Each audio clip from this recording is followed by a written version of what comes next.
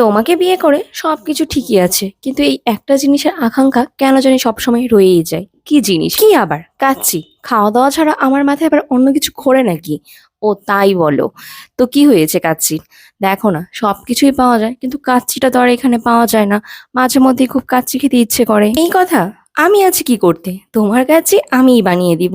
আমার হাতের কাচ্চি খেয়ে তোমার আর কোনো জায়গারই কাচ্চির কথা মনে পড়বে না। যেই কথা সেই কাজ, আগের দিন রাত্রি থেকেই কাচ্চি বিরিয়ানি প্রিপারেশন শুরু হয়ে গিয়েছে। কাচ্চি যেহেতু কাঁচা মাংসের বিরিয়ানি, মাংসটাকে আগের দিন রাত্রে মেরিনেট করে রেখেছিল। মাংসটাকে মেরিনেট করতে আমাদের যা যা লাগবে তা হলো টক দই, টমেটো সস, পেঁয়াজ বেরেস্তা, আদা বাটা, রসুন বাটা, জিরা গুঁড়া, ধনিয়া গুঁড়া, কাচ্চি মশলা, একটু গোলাপ জল, কেওড়া জল, আর একটা বাদামের পেস্ট লাগবে, যেখানে কাজু বাদাম, কাঠবাদাম আর কিচমিচ দিয়ে একটা পেস্ট বানানো হয়েছে। সাথে স্বাদ মতো লবণ আর চিনি দিয়ে মাংসটা মেরিনেট করে ফ্রিজে রেখে দিতে হবে। আর পরের দিন সকালে চালটাকে 60% মতো সিদ্ধ করে নিতে হবে। একটা বড় পাত্রে ফার্স্টে হলো তোমার মাংসটাকে দিয়ে দিলাম, উপর দিয়ে পেঁয়াজ বেরেস্তা, গুঁড়া দুধ আর একটু তোমার বিরিয়ানি মশলা ছিটিয়ে দিয়েছি।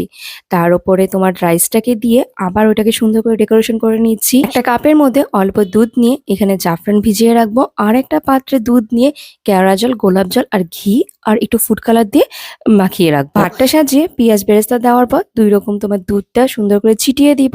তারপর চুলার মধ্যে হাই ফ্লেমে 10 মিনিট এবং লো মিডিয়াম ফ্লেমে 60 মিনিটের মতো রাখলেই কাচ্চি রেডি।